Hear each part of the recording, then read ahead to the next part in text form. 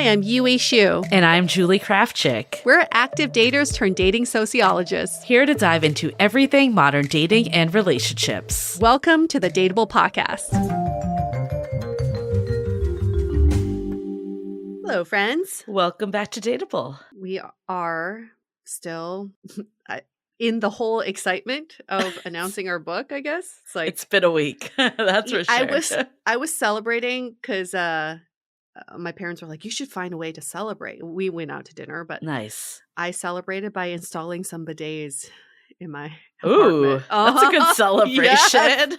Yes, I got 2 bidets. Now my asshole's going to be so clean.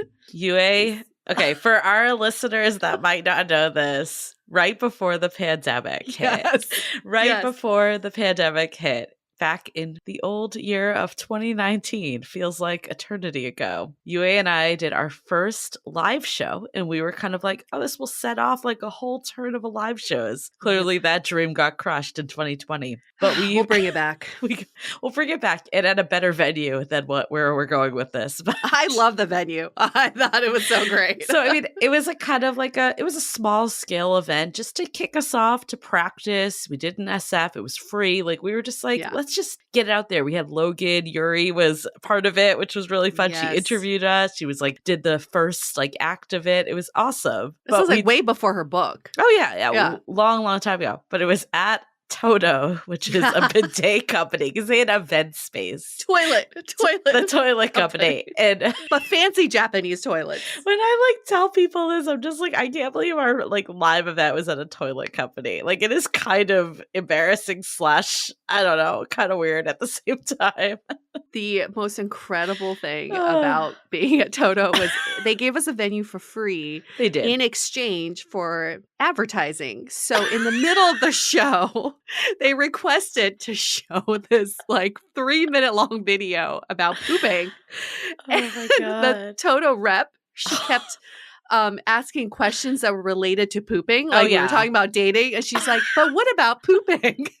I just remember we were like, okay, last question we're going to take from the audience. And she raised her hand. Yes. So we had a call on her. And then it was about pooping, of course. It was about pooping. And I remember I was like, this can't be our last question.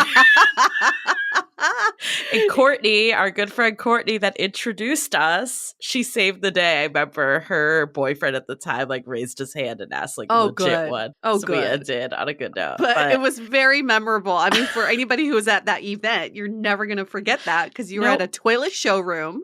You watch videos about pooping, and remember, it's a Japanese company. It was like an all Japanese staff. They're so polite. Oh yeah, they were wonderful. Courteous, yes, yet wanted to really bring up pooping. And every time that woman would bring up pooping, she would giggle a little bit. It was just like such an epic thing. Remember we had the little poop emojis, like the stuffed animals, and we had them in like a inflatable pool. We leaned in. Listen, I have pictures from there. We'll upload some into our Instagram stories when this episode goes out. You gotta see these pictures to believe it. We are in a poop emoji pool. Julie and I taking photos. But it's so like parallel to modern dating, because modern dating is shitty. It's a pool full of poop, basically. It's fucking but it shitty won't at be times. soon once this book is out on stands. We had a comment we posted on Instagram, so if you're not following us on Instagram at Dateable Podcast, go there, check out our post. We had way too much fun making this post, so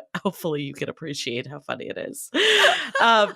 One of the comments on the post was someone like, they made it big and they like tagged their friends, and I'm just like, it's kind of funny to see, but I'm like, I guess if you're comparing it to the toilet place for our I thought we made it big then. I thought we were already big. How many people can say they have an event at a high-end Japanese toilet company showroom? In our defense, like, there was a whole TV show that was filmed there before, and that's like why we got in on this, because the producer we were working with at the time was also the producer for that, so it didn't feel as weird at the time. But looking back, I'm like, it is kind of weird. The TV show went nowhere, by the way, so there's that.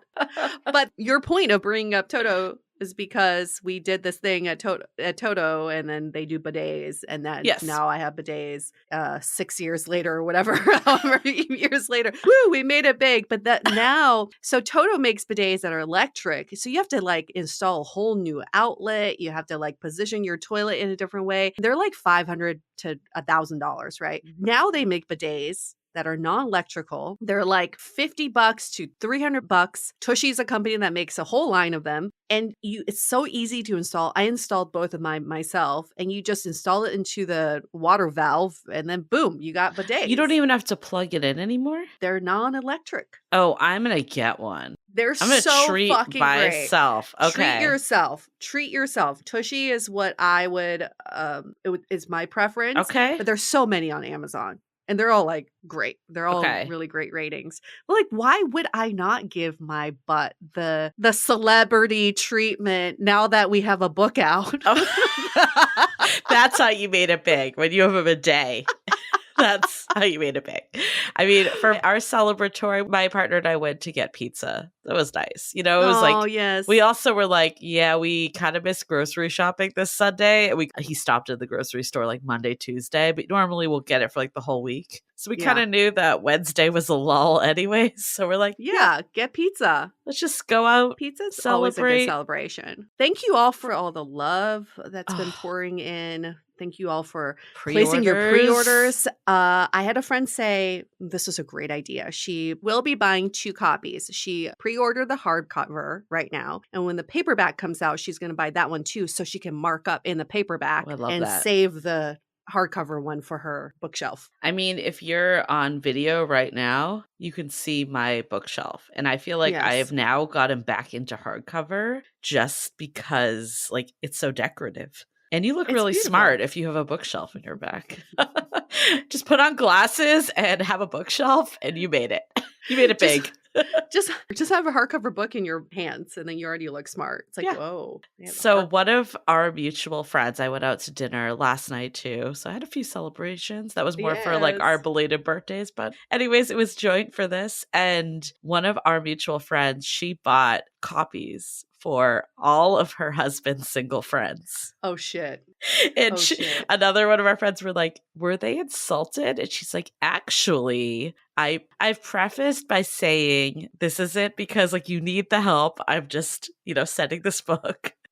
And she said they were like ecstatic. She's like, I don't think single men get many gifts. No. She's like, they were really like one guy, she was like, he was so happy. He thanked me like 10 times. So yeah. And then another one of my friends is like, I'm going to get this for my pickleball partner. So, Oh, hell yeah. I mean, we've obviously had a ton of friends too that are married, all sorts of relationship statuses, buy the book to support. But also, I think there is something in there for everyone. That's another point. But I do really love this like idea of gifting to, single friends that may need it. And then, and remember, they don't have to be single right now. They may be single by January. That's what I told my friend. I was like, don't just think about your single friends now. Think about the ones who will most likely be single by January.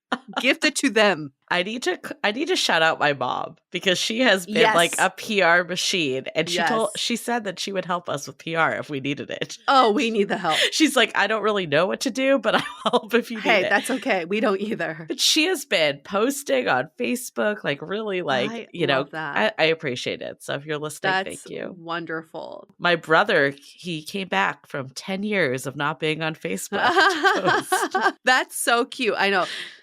Before we even announced, Julie's like, my family bought like 500 copies already. And I was like, fuck, my parents need to really step it up. So I told my parents, I guilt tripped them. And my mom's like, I want our friends to know about it, but they don't really read English, or they wouldn't really understand a dating book, like just reading the English description. So she spent 5 hours translating God, summary of the book to a point where she thought that her 70-some-year-old Chinese friends would understand it. Oh even, my God. Like the language we use, she didn't really know how to translate it. So she had to translate it into her own generation. And then she posted on WeChat for all her friends. And some of her friends were like, that's amazing. Your daughter like wrote a dating, but that's great. We need it. And then other people were like, what? Like, what's a dating book? Like, they just don't understand what the fuck is a dating book. That's so sweet, though, that she took the time to do that. The two of them should run a PR company. But no, it would take my mom like 600 years. No, it's too many hours. She was so slow. She spent all day just translating like 5 sentences to put on WeChat. I'm like, Mom, it's okay. Just put whatever. It's okay. Just put a link up. She's like, no. I have to really thoroughly think about this because people are going to have questions. Oh my God. It's funny because like my dad's like, is it on audiobook? And I'm like, yes, you can order it there too. And I'm like, he has this one friend. It's like a business associate that wrote a book years ago, not on the same topic. And he's like, okay, I need you to sign a copy so I can give it to him. I'm like, okay, I'll do it. Oh, I love that. But that. I was like, you might not really understand this book. Like, even if you listen to audio, it might not really make sense. You know, situationship, all the terms that we use. Oh, but anyways, thank you to all the listeners. We got such an influx of people just saying they pre-ordered. If you haven't yet, you still can. howtobedateable.com. Please do. Honestly, like it's hard because I'm like, why pre-order? Like, what is the reason for it? And we will have some like freebies that we give out. And even if you order now, you will still get all of them. So just do it. Yes. But just have a receipt of your pre-order. But I think like the big piece of it, it's like, why do it? It's like 6 months out, but the support really does help. So if you've been a listener of Dateable for a while and you know you're going to order anyways, also it locks in the price. So like if it does go on sale, like day of, you'll still get that price. I didn't know that. And then you get charged only when they ship out the book. So you're not getting charged right now. It's like a layaway program in some ways. But, thank you all for the support. And it's so wonderful to have you all see our baby being born because it was like such a long and arduous birthing process of this book. But publishing is such a funny, ridiculous industry where pre-orders do matter. Yeah. And we'll go into this in another episode where we talk about the whole book writing process. But basically, your pre-order right now counts towards our first week sales, which is what the publishing industry looks at as a metric for success. Mm-hmm. So the more pre-orders we can get in now, the more we'll be kind of like at the top of the lists, all of these lists that we all want to be all. But also, like, it indicates what bookstores we're in, like how widely distributed it is. And UA's friend had this idea of like, there should be a pool of people that have all read this book that can now date each other. And I think there's something there, but we need people to read it so we can get that pool of people. I know. Yeah. My friend's like, I will only want to date people who've read the book. How do I find them? It's a great question. We'll be working on that. Yeah, that's incentive enough for people to pre-order so we can get this into as many people's hands as possible. And dating can be better because everyone will be dateable. Yes. We believe in the book. We believe in all the work. I mean, 2+ years of writing this book. Oh, it's crazy. We put our heart and soul into it, and we truly believe in the message behind it. It's not your typical dating book. There are no rules, hacks, tricks, shortcuts, any of that. It's like, how do we reimagine dating so that it serves us and not be caught up in modern dating culture, which is what we're all doing right now. All the questions you're stuck on, all the challenges and frustrations are because you're stuck in the modern dating culture. Like, I don't care about what opening line we send. No. Even texting. I used to get so hung up on texting. I know. So anyways, it's so good. I mean, it's definitely been a process. It's kind of surreal, though, to announce it because it feels like old news to us because we've been doing this for like... I know. It's like, I've already had the celebratory dinner back in 2022, But it's so crazy that it's finally out in the universe. But I am like forever grateful of this whole process because I feel like it definitely pushed you and I to think about dating differently and to like articulate the themes and all the stuff we've learned from this podcast because it was like kind of all floating in our heads, but there's something about putting it on paper that really starts to make it more concrete. And we wouldn't put something out there that we didn't truly believe in or test it ourselves. And 2 years of writing a book, a lot can fucking happen in 2 years. Which, for me. Yes, I went through a breakup where I thought I was with the one. So in writing the book, I had to rethink if the goal is not what I thought it was, what is the goal of dating then? Why do I date? And that was such a profound question and experience to go through while writing this book. And I think we found the answer. So that's why we fully, like, really tested the concepts in this book. Yeah. Well, I think it was really, I'm not going to say it's good that you went through that because I never want to say that, but like, I remember. But in hindsight, I think it did like let you look at the book differently after. Yes. And you were like, let me look at it from the perspective of someone that is fresh out, you know, and in the midst of heartbreak. Yes. Kind of world shattered. And single as fuck. Yeah. It changed the perspective. So we had, it didn't change the book per se, but it allowed us to drill into certain areas. Yes. More. Yes, absolutely. When you don't feel the safety of a relationship anymore, what can you bring forth? How do we present these concepts? So yeah. a lot happened. A lot happened in those 2 years, but we are so proud. I personally think this is our best work to date. Like I know we've done a lot of great work. I don't want to minimize our other stuff, but this is like it's definitely where it all came together. Well, this is our greatest hits album. We've done a lot of great work and we compiled it all into a book. Yeah. So we can at least, you know, obviously it's going to be 6 months till it comes out. You'll probably hear more about the book. And again, pre-orders help so much. So thank you. Thank you in advance if you've done it already. And yeah, we're just excited to release this into the world. That's how I feel right now. I'm like, I can breathe a little. That it's just been released. I know, it's out in the universe. And this book is very much related to our episode, which we're re-airing. And I feel like this guest was way ahead of her time. But basically, it's like, how do you not play into gender roles and rules of modern dating and just take control of your love life? What would you actually do today if you felt in control of your love life? Yeah, she just had this motto, hence the title, nothing to lose. And I think that really is, at the end of the day, we get so caught up in the shoulds and like what we should be doing and how we should act and all that. Sometimes it's just like there is nothing to lose, to just put it out there. No, I met this young woman at a book event a few months ago, and she said, I find that whenever I make the first move, or I hit on a guy, they lose attraction towards me or they don't treat me as well. And I took a pause because the old UA would have been like, you devalued yourself. You shouldn't have made it so easy.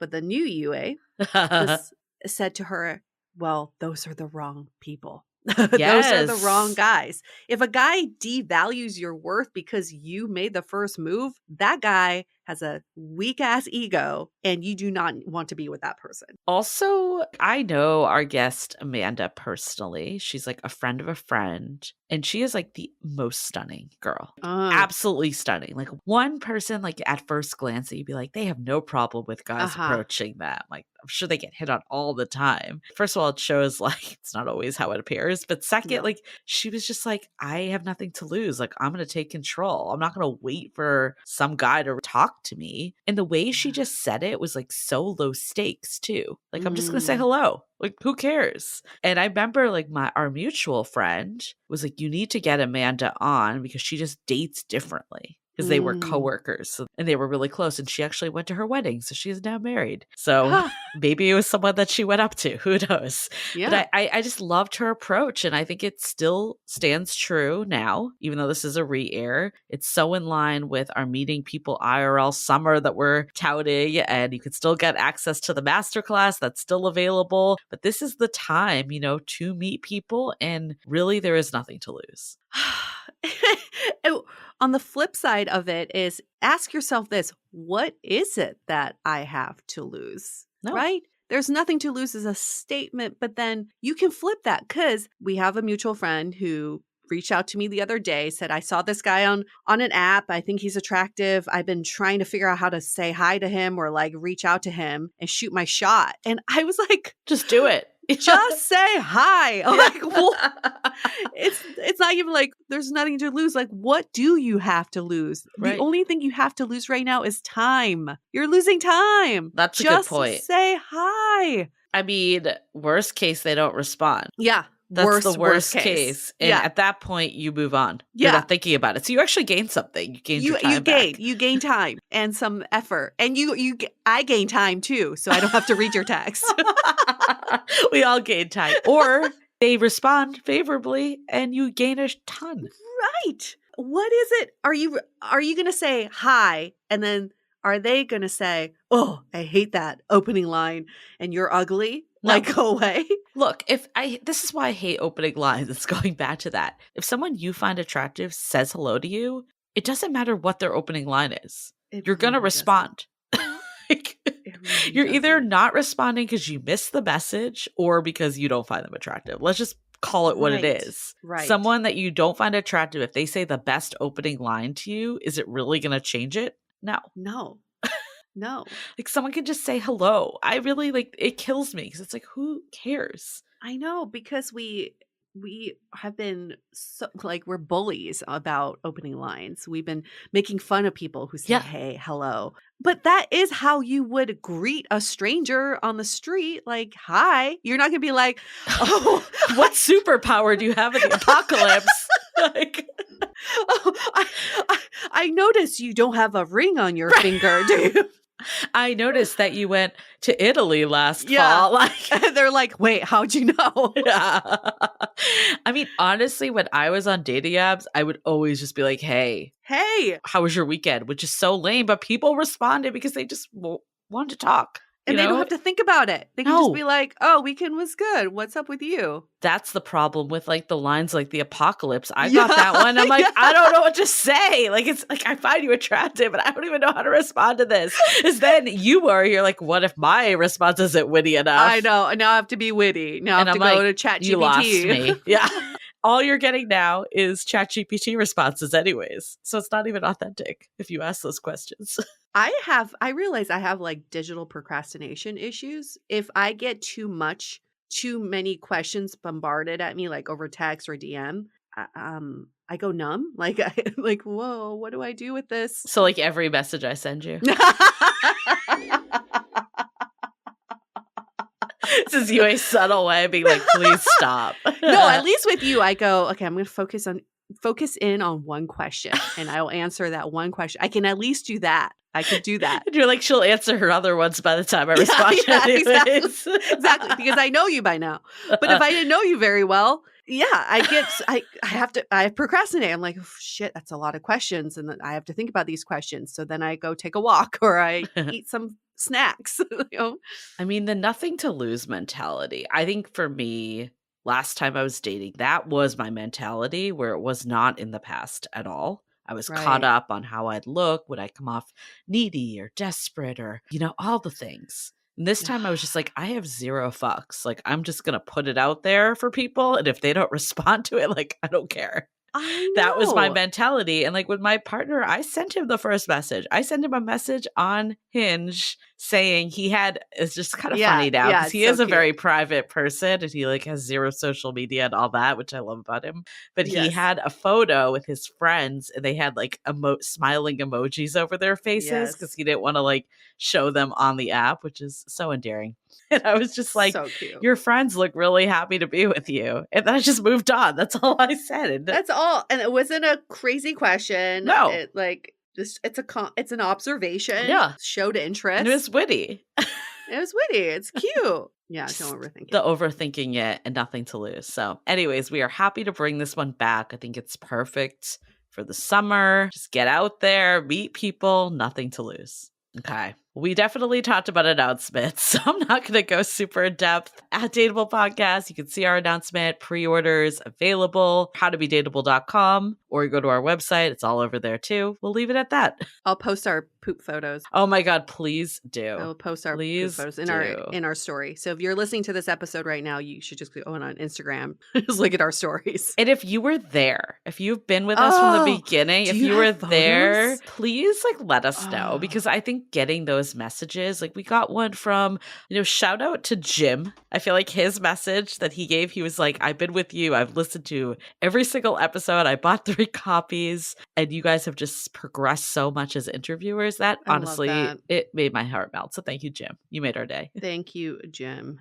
Okay. Well, before we get into it with Amanda, let's take a minute to hear from our sponsors. Do scents evoke memories and transport you back to being on that amazing vacation again? To me, when I use Osea's Undaria algae body oil, I'm instantly on the beach in Greece again. With its all-natural, uplifting notes of mango, mandarin, grapefruit, lime, and cypress, it's hard not to be in a really good mood. But this body oil is so much more. It is clinically proven to instantly improve skin elasticity and deeply moisturize, leaving skin silky and soft. And you know how people covet that post-vacation glow? This is exactly what I achieved after using this body oil. It goes on so smooth and doesn't leave my skin oily or greasy. No wonder it's Osea's #1 best-selling product. Get healthy, glowing skin for summer with clean, vegan skin and body care from Osea. Get 10% off your first order site-wide with code DATEABLE at OseaMalibu.com. You'll get free samples with every order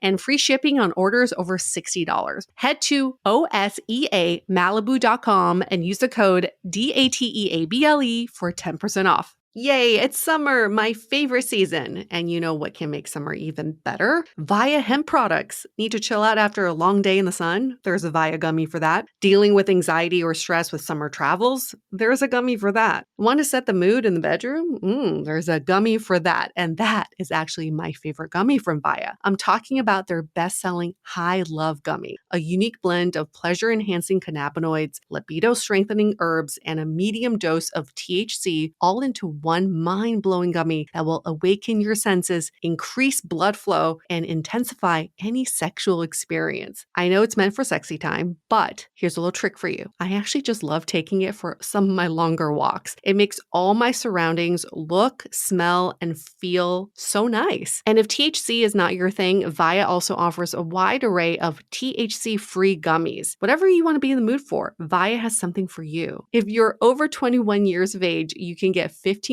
off plus a free pack of award-winning gummies with our exclusive code DATEABLE at viahemp.com. That's spelled VIIAHEMP.com. And don't forget to use the code DATEABLE to get 15% off and a free pack of their award-winning gummies. Okay, let's hear it about why there's nothing to lose about making the first move.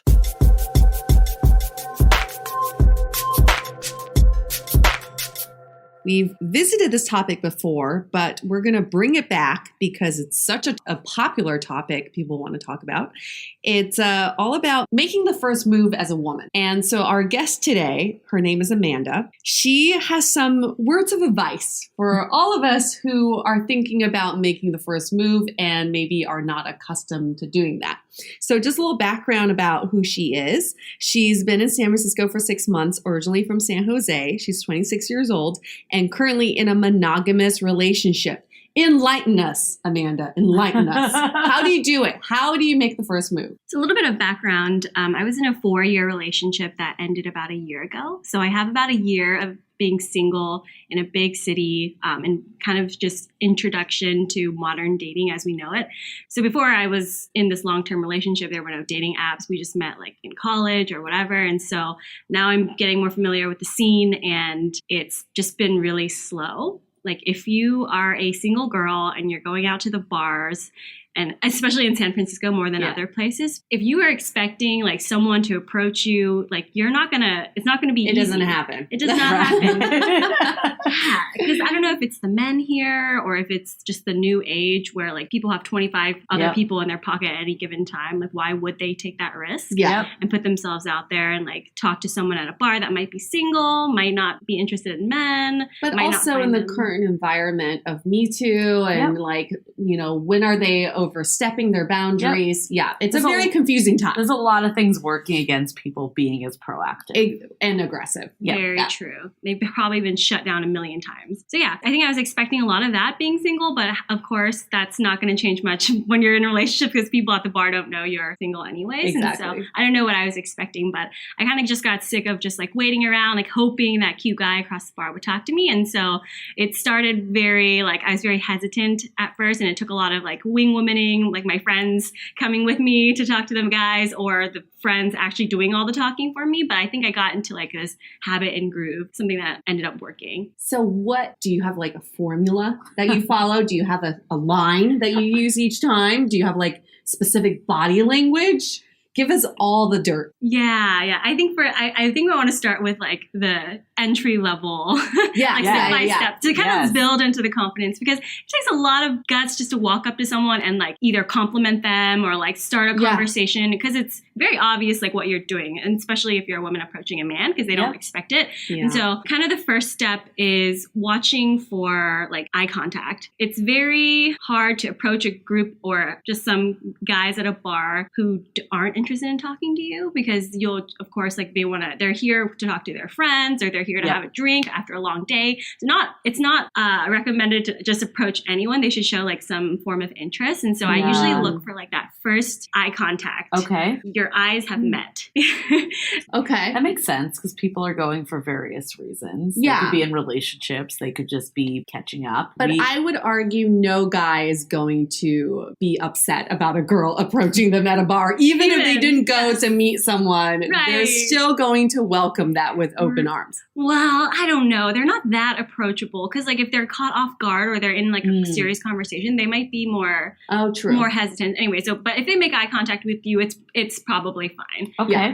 They weren't so engaged in their current conversation. Right. They could look away. It's all exactly. So that is what you look for. And then what happens next is, depending on how like gutsy you're feeling, you could just go over there and just like make conversation, or you could invite your girlfriend or your guy friend to just walk over there and like, you know, casually hang around and then like mention something like general, like, oh, what drink are you having? Or like, do you go to this bar often? Something like that. And then it's kind of like a friendly, casual group setting. So what were some of the other like conversation openers that you would use? Oh my gosh, it's super, super funny, because like in the beginning, this is all and kind of new, it was new to my friends too. It's not a common thing or it's not done like successfully. So I remember one of the first times I did it, I made eye contact with this guy at a bar, maybe like 5 times. I was like, okay, it's very clear that like he's interested, I'm interested, like what happens next? And like usually I would just wait and hope that he would approach me and like go home kind of disappointed, like, oh man, like what could have been? Right. It never was. Because he never approached him. Most nights. Yeah. And so I was kind of sick of those nights. Like it had been maybe like 6 months of being single, and I was like, I was complaining to my friend. I was like, man, this guy and I have been locking eyes for like the last 20 minutes. I don't know, I'm too sober to approach him. Like, I don't know, I wouldn't know what to say. And she's like, here, like, let's just go over there together. And this is my roommate. She's like super sweet. So we walk over there. Of course, he noticed it. We've been looking at each other for like 20 minutes. And my roommate, never having done this before, at least not like recently, maybe not since like college, she looks at him and she goes, hey. And he's like, hey. And she's like, what are your hobbies? Oh my What are your hobbies? Oh man. Yeah. And he was so thrown off guard. It was so. I would be too if someone said that. What are your That's hobbies? hilarious. I know, he like totally choked, and then it was like kind of awkward, and then he was like, Amanda, what are your hobbies? And then I started talking about like, okay, I like going rock climbing, I like traveling, I'm new to the city, and then that's when he was like, okay, I have something to work with. Yeah. And then he started talking about rock climbing. I'm just like envisioning this conversation. Honestly, how awkward it was super awkward, but then eventually she left, and like we were talking and like hitting it off. Okay. Yeah, and then the night ended like 10 minutes after that, but we exchanged numbers. Okay. And actually we like started texting each other, and it was like the interaction was funny because we were texting like, do you want to go on a date like that's longer than 5 minutes, or do you want to meet like and what are your other hobbies? exactly. So, and I actually ended up dating that guy for like the next month. So nice. it was it was more promising than most people I met on dating apps. What about online dating and dating apps? Were there any times that you made the first move there? Yeah, I think on the dating apps, I mean, there's Bumble, which the woman is expected to make the first move. But that's really just like that first interaction. It's not expected of a woman to like ask the person out on a date on the Bumble generally. But I didn't know that. So when I joined Bumble, I thought it was like all women. Women do everything, like initiate, ask on date, and then like follow up. And so I was approaching it as such. And like it wasn't only until like maybe 2 months after I like was talking to my friends. I was like, you guys, like, I'm having trouble finding like date spots to suggest. And they're like, why are you doing that? I was like, aren't you supposed to be doing that? And they're like, no, like Bumble is the woman like opens the conversation. You don't necessarily have to do anything after saying hi. And so I did take that, very like So aggressive. what were the guys' reactions though when you like were doing all that? They'd probably be like, thank God. Yeah, the work for them. Yeah. So needless to say, I went on a lot of dates. Okay, so Right. basically being direct and like just because I think a lot of women, myself included, I feel like I have the opener on Bumble and then it gets really awkward. Yeah. So like what would just take it to the next level and be like, let's meet up? Yeah. And that's kind of another thing. Like if it's not expected for you to like ask someone on the first date, you're kind of just waiting around in this conversation that could go on for days. It's in limbo forever. Right. And then just dies. Yeah. Basically. So like it's really nice to like take initiative and, make the first move on and kind of take control of your own dating life, really. That is so fascinating because I had a conversation with a guy friend about Bumble and I said, what are your expectations of the women on Bumble? And he's like, I just expect the woman to do everything. So I expect the woman to open, to ask me out, to plan. And he said it's really disappointing because the only messages I get are like, hey, hello, hi. Yep. So I think there's a little bit of confusion with how people use Bumble because I do think a lot of women like myself use it as an opener. And then I wait for the guy to ask me out. Literally dies. And it literally dies because the guy's probably also wondering, well, you opened, so should you make that first move? So maybe we should just all clarify right now. If you're a woman on Bumble, just do the asking out. Just do it. Just do it. You have nothing to lose. You have nothing to lose. So did you carry this to other dating apps or was it just Bumble? Yeah, that's a thing. It was like, it started off in person. I was like, I don't really care what's going to happen. Like the worst thing that happens is they're not interested and you have like 2 minutes of small talk with a stranger. It's like not that bad. And most of the time that has happened to me where I've approached someone and they ended up like being in a relationship or they like were with friends and they wanted to get back to their friends. But like I always made like a few friends. Like we would add each other on Facebook afterwards. And so it was always fruitful, always. Like the worst case is you made a new friend or a connection. That's not bad. Right. Best case is you meet your forever person. Right. But you're talking about in person. Yeah. Okay. But so anyways, like that mentality of like approaching someone in person really gave me the confidence. Like I have nothing to lose. And I definitely don't have anything to lose online. Like I don't know this person. It's not embarrassing. Yeah. You don't even know if they're a real person. Like, whatever. I could be talking to a bot, damn bot. Yeah. Was there any time that it didn't go well? No, I would have to say the times where it didn't go well, it was just like either awkward, but I'm kind of an outgoing person. So I can pretty much talk to a wall. And so it usually ended up with like, just like, oh, it was really nice to meet you. Right. Okay. I mean, what is the worst that could happen? That they could say, I'm in a relationship, but or I'm nice not interested in you. But they're not going to say that anyways. They're not, because women don't say that. Right. You're either, you say you're in a relationship even if you're not, or you just like, I need to get going or something. It's never like, you're a disgusting human being. Like, no one's going to say that. Yeah. It's the fear, though, it's right? The fear, it's the fear of rejection that we have in all of us. And we've talked about this on previous episodes. Men are so much better at handling rejection in this context because they've been doing it all their lives. They've been like trained approaching to do it. and asking out. But women handle it a lot harder because we aren't used to being rejected because we don't do the asking out. Right. But you're saying, and I feel like this is a numbers game. The more times you approach, the less that fear gets. So then the less fearful you get when approaching people. Yeah, you get better at it. I also think there's like a scale at how aggressive you want to come on. I feel like a lot of men come on very, very aggressive and like immediately compliment you or say something so awkward. You're like, this is grimy even. Yeah. But like if you approach it casually, they can't reject you because you haven't really done anything. But I would say, Amanda, if two guys came up to me at a bar and asked me what my hobbies are, I'd be like, what the fuck? Exactly. My hobbies are not talking to you. Right. Because that is really weird.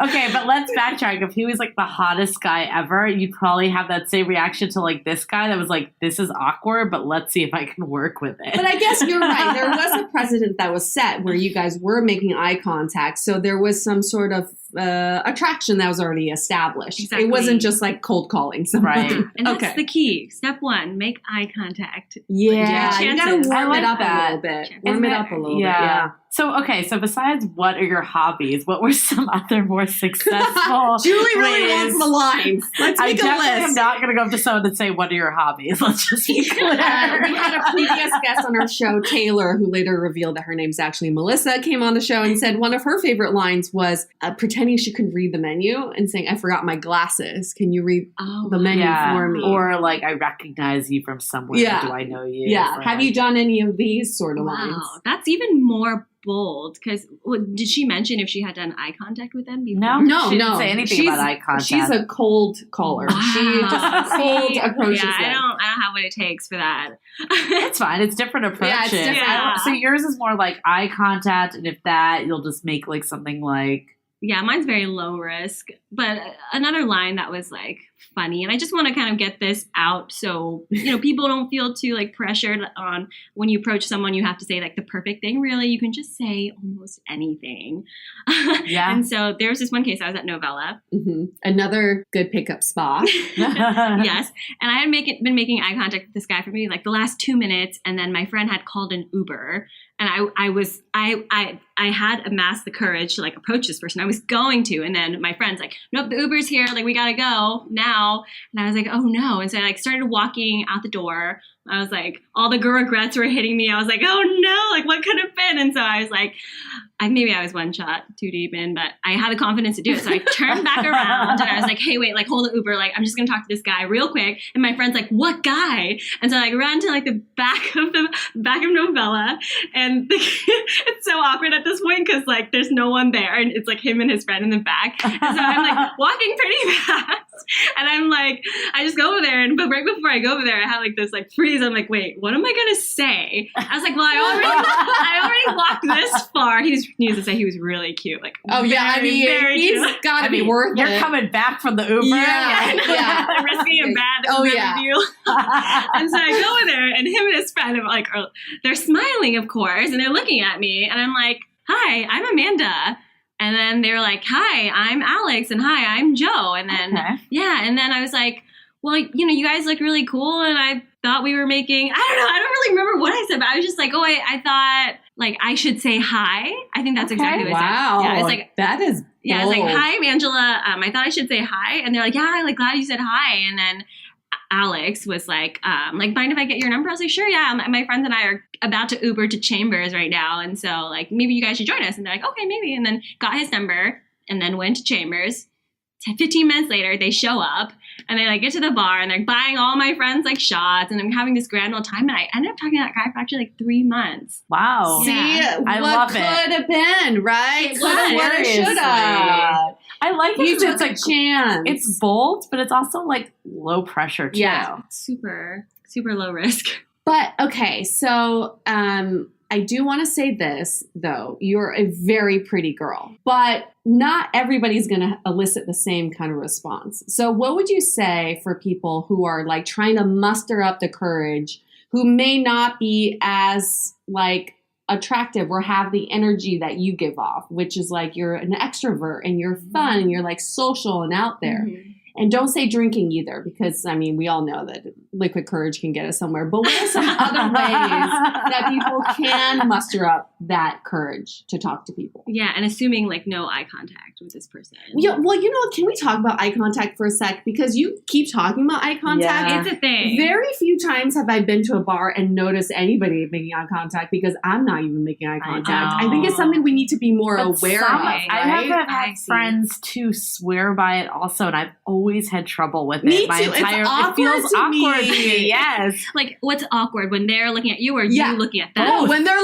you look at them and they see you and you're like, oh, fuck. I think that's like, because then it's not just looking at them. You've got to hold it for a little. Yeah, you got to hold it for a little bit, right? Yeah. And then I'm always like, am I staring them down or am I not looking enough? Yeah. Like, I don't know. Yeah, I think it's just very casual, like lock eyes. It's obviously awkward. They usually like hold it longer, and then you just like like laugh it off and like look down, but you're like smiling. And that's like usually enough. I mean, it is the universal signal. It has been for years. It is, but it's so hard to master because you have to hold it, they say, for 5 seconds or longer. They say 5 seconds. Way. 5 seconds is a long ass time. Yeah.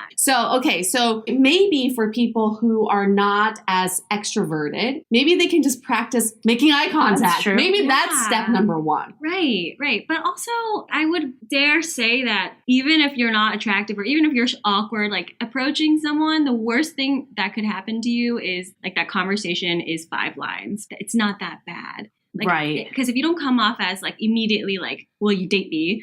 Yeah. You have nothing to lose. Yeah. Well, what Taylor said on her episode, which I thought was brilliant, was she would approach the guys herself, but she knew she had a support network behind her. So her friends would be at the table. Her train of thought was, if I get rejected, I have a group of awesome friends to go back to who think I'm awesome as well. So maybe like having that support network with you. Yeah. Having a friend or a group of friends. Right. Especially that friend goes with you. Yeah. I mean, in your case, just make sure they don't ask a dumb question.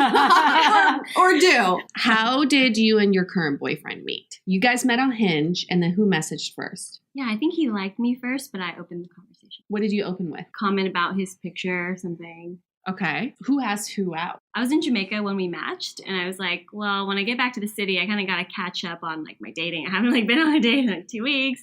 I have time. And so I just like looked down my apps and I suggested, hey, like, what are you doing Sunday at 10 p.m.? It was like literally my flight lands. Oh my God. I was just like, let's get back to it. I feel like I've been very relaxed on vacation.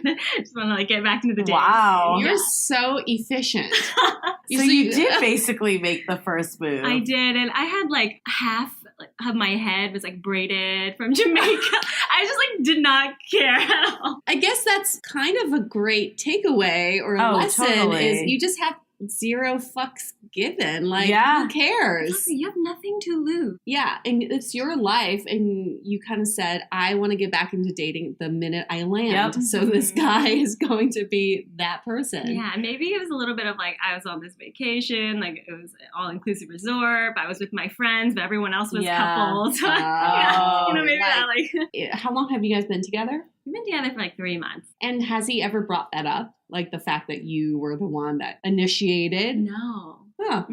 So I think it's interesting because you're in your like mid-20s and we do see a generation difference of approaching. Like older men and older women in their like 30s to 40s have more traditional viewpoints a lot of times. For sure. Don't want to speak for everyone, but just overall. And I think people in their 20s, the millennial generation's a little more like, I don't give a fuck. I'll make the approach. And no rules. Yeah. Like the gender roles cross your mind of like, I'm going to wait for the man. I'm assuming not. No. The only place where it gets kind of awkward is like, just the first date paying. Yeah. So how do you deal with that? I mean, I always offer to pay on the first date and I always mean it. And I don't get like mad if I end up paying half because, hey, I offered and I actually think it's fair. But it's usually like a bad sign if they let you pay on the first date. Right. I think a lot of women feel that way. Yeah, but I think it can get mucky if you're the one asking. I do see that perspective. I guess also because I personally have been on a date where the guy asked and he picked this super nice restaurant and then he actually like had me pay half the bill and I was like pissed because I'm like, you don't know my financial situation. You don't know anything about me. If you want me to pay half, go to coffee or drinks. What are your like first date suggestions if you're the one making that move? I think I wouldn't go to an expensive place on the first date. Yeah, okay. It's usually like coffee, drinks, or like an easy dinner. But yeah, I guess why do other people think it's a bad sign? I think it's a bad sign because in the few times it's happened to me, like maybe like handful of times, like the person wasn't interested. Oh, okay. Yeah. Oh, really? Exactly. So I take it as a sign that they're not interested. Interesting. I don't really care about the money loss like I offered. Interesting. Because I think it also works the other way. Because I know for me, and we've talked about this, I know you're the same way. Sometimes you'll pay for the whole thing if you're not interested. Yeah, I'll pay for the whole thing. Or I'll like pay for half if I'm like, I feel bad like taking this from someone. Yeah. Like if I know I have no intention. I guess there's not really a rhyme or reason everyone interprets love to hear, differently. We need to do an episode about this and we keep talking about it. I would love to hear from some men about this because I also have some guy friends who would say, if she offers to pay, I'm going to let her because she might be angry if I don't let Honestly, her. I just think it's such a personal thing at this point. I just don't, like, there's not really a right answer. And it could be that they aren't interested. It could be that they want to empower you as a feminist. Yeah, like, exactly. There's so many things. But I don't know if we can make any assumption. On the first date, though? Yeah. People do, yeah. Oh, yeah. Weird. I've had a lot of guy friends who say, if she offers to pay, I'm taking that as a sign that she wants to know that we're equals. Yeah. And I will give her that. I think the takeaway from this is, like, there's no signs on any of it. I know. You can't make any assumptions. So if you are willing to pay, then just offer. And you just have to expect that you might have to pay. Before we get into this episode, a quick word from our sponsors that make it possible. We are so excited to share with you our new podcast, Exit Interview. Dates don't usually end with a satisfaction survey, and yet we rate everything in our lives, from Uber drivers to local coffee shops. So why don't we do the same thing when dating? We're here to conduct the ultimate romance review, featuring daters hungry for love who have agreed to call up old flames to gather honest feedback. Welcome to Exit Interview. He upgraded himself to business class while I was in economy. Wait, wow. What? There's feedback that will make you cringe. She could be a little bit hard-headed, like not reading the writing on the wall. And feedback that will make you swoon. When she said that she had feelings for you. I had no idea. Really? And maybe you'll learn a thing or two yourself about how you can be a better dater, lover, or partner. Obviously, like, knew I was gonna learn something. I didn't expect this. Welcome to Exit Interview. Listen to Exit Interview on the iHeartRadio app, Apple Podcasts, or wherever you get your podcasts. So back to the gender roles. I know you obviously have no qualms on that. Like, clearly you're making first moves. What about your friends and, like, other people that are your age range? Yeah, I would say the majority of my female friends will not ask them out on that first date. Not that they are doing it, like, consciously. Yeah. Yep. It's just they're not used to it. It's really a muscle that you have to exercise. Yeah. So you're kind of different in the way you approach dating than your friends. Yeah. Would you say that? I think so. Like, do they talk to you about this, how different you are with approaching men, or do they want to be more like that, or? It's a fair question. I think we kind of avoid talking about it because we, like, maybe fundamentally disagree. Like, it's a sensitive topic amongst women. Why is that? They don't want to be set up for, like, that rejection. They don't want to put in that effort. You are putting yourself on the line. Yeah. So that's interesting, because I was going to say, like, before we were talking about, like, has just generations changed with, like, women's equality and different gender roles. But it sounds like it's not necessarily that. It's more about the rejection still, that women just are hardwired differently, that we fear that more, or I guess from years past we weren't expected. Yeah. And that still hasn't gone away. Well, I feel like Amanda's generation, they're getting like the consequences of our generation, which is we send these very conflicting signals out there. On one hand, we say, I want the guy to approach me at a bar. And then on the other hand, we're like, I want to take control of my situation. I'm an independent woman. And when Julie and I talked to Brian Howie on a previous episode, he was like, stop saying you're an independent woman, because that just signals that you don't need men. It was a very interesting discussion. That's not necessarily how women would see it. Right. Right. But then men are just confused, and it's,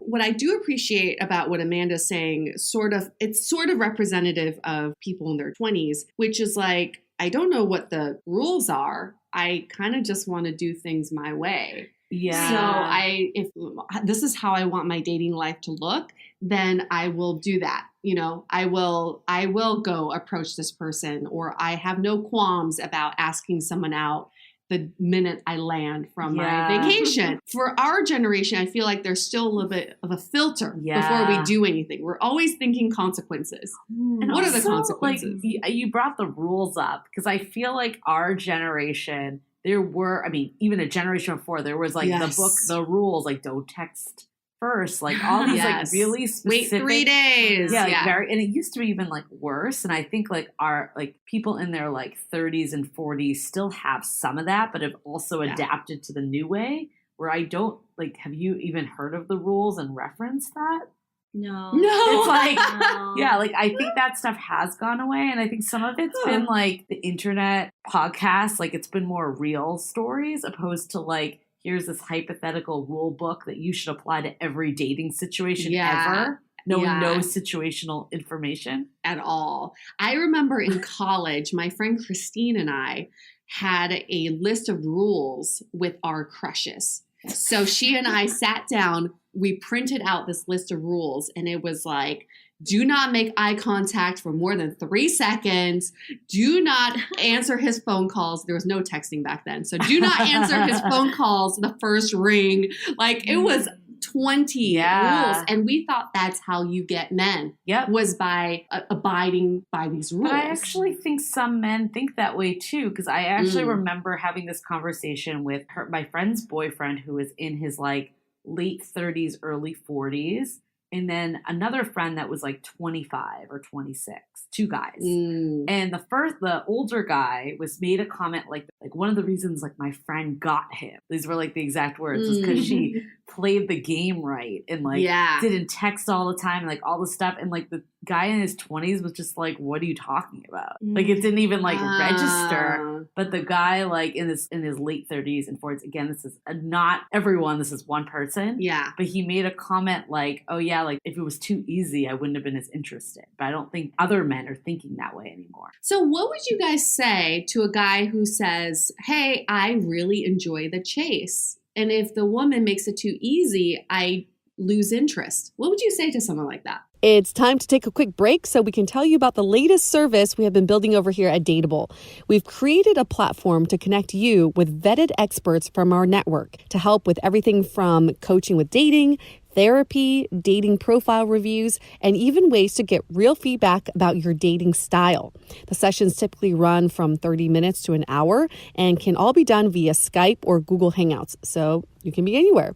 Listeners have been sharing how worthwhile their sessions have been, with comments about how easy the coaches are to talk to, how they have provided a new perspective, and how they have created actionable ways to inspire change. To meet the coaches and book your session today, visit dateablepodcast.com/coaching. Now back to the show. So what would you guys say to a guy who says, hey, I really enjoy the chase, and if the woman makes it too easy, I lose interest? What would you say to someone like that? Well, it's like, do you even want to date someone like that? Right? Because that's who he is. Like, he should probably be in a relationship with someone who like likes to be chased. I think I would say 2 things similar to what Amanda said is like, one, do you want to be spending all your time chasing some guy? Like if you're in that relationship, let's say you lock him down. Do you want that relationship? And the second piece is, no, I don't either. Second is, does he really want a relationship, or does he want to be playing a game? Okay. So that says a lot about where they are in their life. I think so. I personally think when people are really game focused, it means that they're not ready for something real. Okay. Amanda, this is a question for you.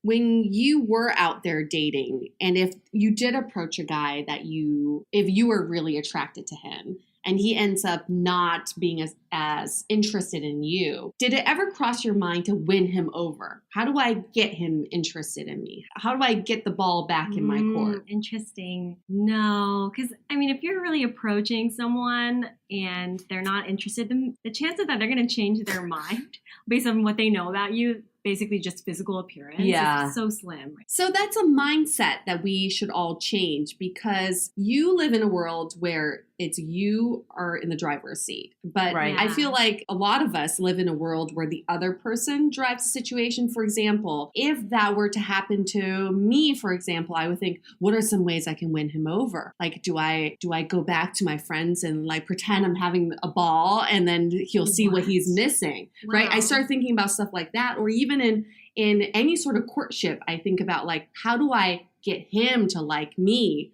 Versus you're kind of like, if I like him, I'm going to approach, see where it goes. And if he doesn't reciprocate, on to the next. So I was definitely more like what you just described in like my early 20s, and then like early 30s, I was just kind of more on your side of like, I don't really give a fuck. And I know, at least from my personal experience, and I know we've had guests feel the same way, like when I stopped playing those games is when I did attract something real. Opposed to like with my ex-boyfriend, like I never did any of that stuff. I was like, I'm going to call you when I want to call you. I'm going to text you when I want to text you. I'm going to be the one inviting you out because I want to. And like, it didn't matter. Right. And I think at least I would argue that for me, I don't want to be in a relationship where I do feel like I need to play a game to win someone. Right. Yeah. I think it goes back to expectations. A lot of times we communicate our expectations in a wrong way. You expect the guy to behave in a certain manner, but then you don't communicate it. And when they don't live up to your expectations, you build up this resentment towards them. So if you are actually the one approaching or making plans for the first date, you have to actually want to do it.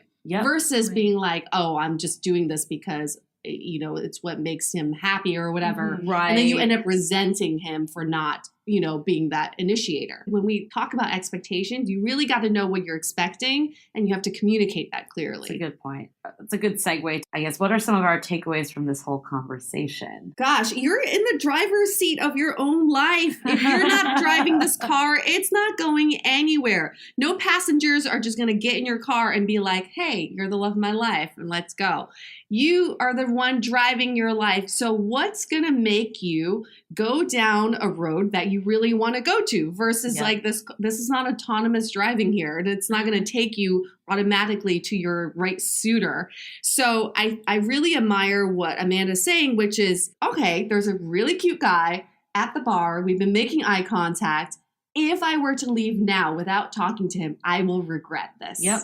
I will regret this. But if I were to talk to him right now, the possibilities are endless. Yep. Even if he rejects me, the possibilities are still endless. My takeaway is that this actually isn't a gender thing at all. Like, we've been talking about how it's like unique that the woman's making the first move. And in my opinion, it actually isn't about that at all. It's an ego thing. And I think at the end of the day, women, a lot of times, myself included, use it as an excuse of why we're afraid to put ourselves out there and get rejected.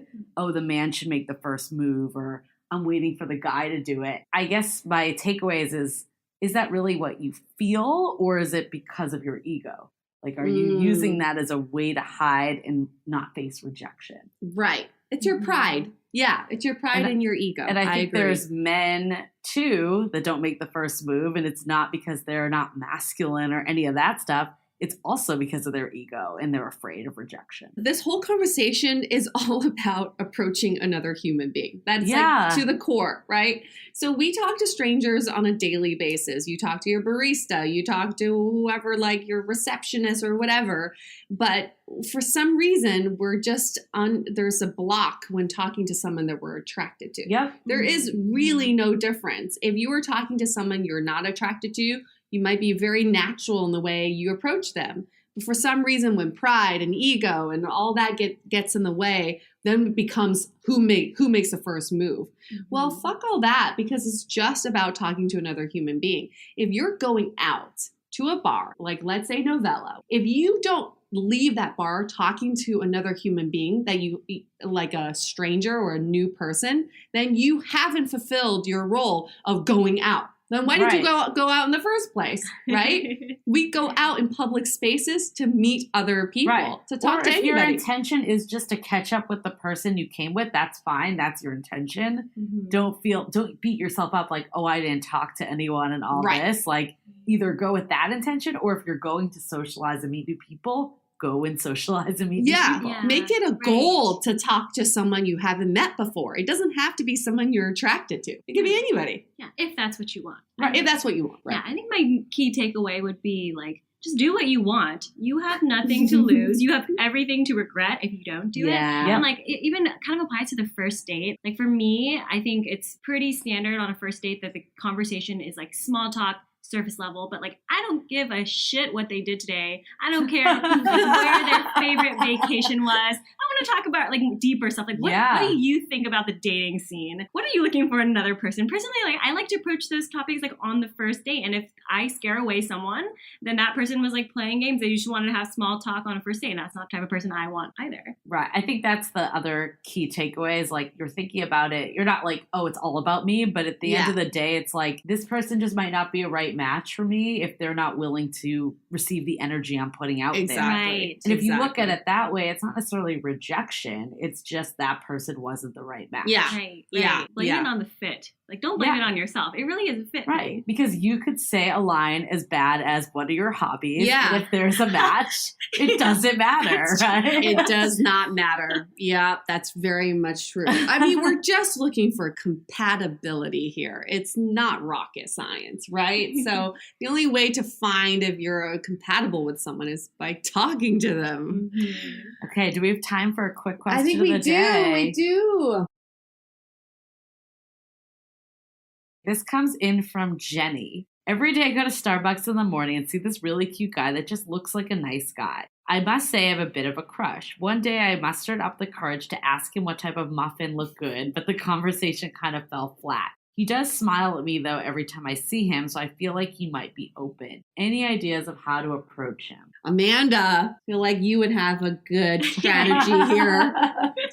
Wow, that's tough. The tough part is that it fell flat the first time. I would love to ask, I guess, what his response was. Like, maybe Jenny said it in an awkward way and he didn't know how to respond. Also, maybe it was a sexual innuendo. People use muffin as oh my gosh, I didn't even think about that. Or maybe it was super early and he was half asleep. You don't know what it was. Yeah, or it caught him off guard and he's probably kicking himself right now. Oh, why didn't I continue that conversation? I would give it another chance. If you see him again, you could maybe crack an inside joke about that muffin, because I think humor is the easiest way to break the ice. Just be like, is it the same muffin as last time? Or I don't know. I would continue the conversation. It sounds like you are regularly seeing this guy. Yeah. And so you can you have many chances. So I can speak from experience here because I've had this happen to me. Something you have. similar. And I was the guy made the comment to me and it was about something like salad dressing or something really dumb. I took a note that he was trying to open the conversation. We had a little bit of back and forth and that just kind of died. And I awkwardly was like, oh, I gotta go. But I'm like, what could I have done or what could Jenny have done to get that name exchange and the number what's the next level? The next time you see him, take it one step farther and be like, oh, I see you here all the time. What was your name? Just very light. Yeah, and what's your name conversation usually ends up in where do you work? Do you live around here? Would you ever ask for numbers? Yeah, that's the thing. If I'm the one making the move, I expect some type of response from them. And so let's say this was me. I think I would try to get their name and then be add them on Facebook or something. And then from then on, I would leave it flat. See, I like the idea of getting connected on some social outlet. Yeah, because then that gives that person an easy, low-cost way of approaching you if they're interested. Okay, I learned two things in this. One is get the name out there as soon as you can. I have seen this work and is very effective. In this situation with Jenny, what kind of muffin looked good? And they talk about the muffins and it's oh, by the way, I'm Jenny. Yes. It's it's nice to be by the way, I want to actually connect with you. Yep. That's what that means. Well, that's why I could have fallen flat because there's only so much you can talk about muffins. I know, you can't. Stranger. You really can't. So it's in your head it sounds like a good opener, but I mean it could even be now she could be hey, I see you every day. Do you work around here? Right. What's your name? I'm Jenny or something. Yeah, and there's something very comfortable about that question because by her saying, oh, by the way, I'm Jenny, she's taking hold of the situation, right? She's controlling the situation. And two is showing him that she respects him. I respect this conversation enough to know what your name is. It's a very comforting question. I think in this situation, there's still eye contact that could be made even before the conversation. Right. And so if she sees him again, it could be a knowing nod or something. Yeah. Oh, hey. Yeah. And then becomes familiar. Establishing familiarity is actually very important. Yeah, I like the name too because it makes it feel like you weren't just making small talk. Because if you were just talking about the muffins, he could be oh, she's just curious what muffin to get. He might not even be thinking oh, this was a girl trying to hit on me. Yeah. That might not even be crossing his mind. Yeah, because that's a very normal interaction. An old person next to you might say the same thing about your muffin. But in not a sexual way. Yeah. Nobody talk about my muffins, okay? Stop talking about my muffins. Enough of the muffins. But that's a very good question because, again, this is one of our most popular topics is how do you carry on the conversation? Sometimes it's easy to start a conversation, but then where does it go from there? Right. Especially with online dating too. Totally. Sometimes you get like, you have so much momentum in the beginning and then all of a sudden it's like 2 days you have the message and then it's over. Then you unmatch. But you're saying if that was you as the woman, just like throw them a bone. Throw them a line. Like, who cares? What do you have to lose? You're not going to What do you have to lose? I think that is definitely the takeaway of this. What do you have to lose? And I'm going to start making more eye contact. I know it's hard. It's hard. Like even right now, it's a little awkward. Julie and I are making eye contact. It's been like 6 seconds and I'm like, we're going to practice. Sweating bullets here. We're going to practice on each other. I'm sweating bullets. Because even sometimes when I do go to like Starbucks, I don't even make eye contact with the barista. I know. And then I start practicing that. And it's really hard. You know, when they give your credit card back and you go, thank you. Yeah. I usually just look down. But now I'm going to start making more eye contact. There is something, I mean, eye contact has been around forever, but then there's also like, it's always been like, it's a new phenomenon. That's like the universal signal, right? That's what our eyes are for. I had no idea. It does establish a connection more when notice when someone's looking down and not looking at you. Right. It shows confidence too. Mm-hmm. It really does. It shows so much confidence. Before we end, one last quick question for you. I don't know, maybe you've always been a naturally confident person. Is that the case, or have you taken like steps to get more confident? No, I was actually really shy. If you were to ask my high school friends, like, how was she in high school? I just like really never talked. I think working like as a teenager like really helped me open up because I worked at like Hollister and every person that comes in the door, you have to like shout hello. And so that helped me build my confidence. But then like in my so get a part-time job at Abercrombie or Hollister 10 years ago. Exactly. Then you're forced to talk to people. Hello! Or you can be that guy on the street that like goes up to everyone like trying to get donations. You know those people. But to my adult friends, I would say it's like a muscle. Like put yourself out there and then it just becomes easier. So you're naturally shy. Hollister helped open it up. And then just from there you've become more blossom from dating. Yeah. But it is this, we're so complacent in the way we live our lives now. We go to bars with our friends and we stay together with our friends. And it's fine if your intentions are to catch up with your friends, but then you could just go to someone's house. Like, why go to a public place for that? So if you're in a public place, one, I think we could all have better body language, be more open, you know, look around more, notice things more and make more eye contact. Even if you're in a relationship, it's not going to hurt you to just look more approachable and friendly. It's or not you that can bad. Network. There's so many things. The possibilities are endless if you're open to it. Yeah. But if you leave with regrets, then you already know what your outcome is, which is regret. And if you wait for things to happen, chances are nothing happens.